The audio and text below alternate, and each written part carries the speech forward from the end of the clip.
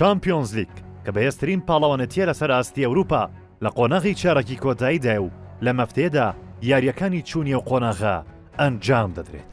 سێشەممە 2 یاری بەڕێوەدەچن لە کاتژمێردا لە بەهێزترین یاریدا یانەی ئارسیناڵی ئینگلیزی لە یاریگای ئیماراتی تایبەت بە خۆی میوانداری یانەی ڕیاڵ مەدریدی ئیسپانی دەکات. یانی شانە لە مۆرزی چامپیۆنزلیگدا تا ئێستا 12 یاری ئەنجامدا و خاوەنی 8 بردنەوە و 4 شکستە، 28 گۆڵی تۆمار کردووە و 17 گۆڵی لێ کراوە. لە بەرامبەردا یانە ئینگلیزیەکە لە 10 یاریدا 7 بردنەوە و 2 یەکسان بوون و 1 شکستی هەیە، 25 گۆڵی تۆمار کردووە و 6 گۆڵی لێ کراوە.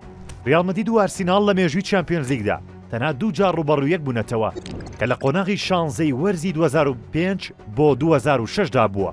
ئەرسیناڵ لە یاریەکدا براوە بووە و لە 1 یاریشدا یەکسان بوون. کارلۆ ئەنچلۆتی لە ڕابردوودا 13 جار ڕوبەڕووی ئەرسیناڵ بۆتەوە لە کاری ڕایەنەرایەتیدا، لە 7 یاریدا براوە بووە و یەکسانبوونێکیە بووە و لە 5 یاریشدا تووشی شکست بووە. لەمان کاتدا و لە یاریکی تری بەهێزدا یانەی بایرنمونیخی ئەڵمانی لە یاریگای ئەلیانز ئارینا میوانداری یانەی ئینتەر میلانی ئیتاڵی دەکات. بایرن و ئینتەر لە مێژوودا 9 جار ڕوبەڕوویەک بوونەتەوە، یان ئەڵمانیەکە لە 5 یاریدا براوە بووە و 13 گۆڵی تۆمار کردووە. ئینتەریش 3 بردنەوەی هەبووە و 9 گۆڵی کردووە. لە 1 یاریشدا یەکسان بوون. یانە باڤەرەکە لە موەرزەی چامپیۆنزلیگ 12 یاری ئەنجامداوە و 8 بردنەوە و یەکسانبوونێک و 3 شکستی هەبووە. 28 گۆڵی تۆمار کردووە و 14 گۆڵی لێ کراوە.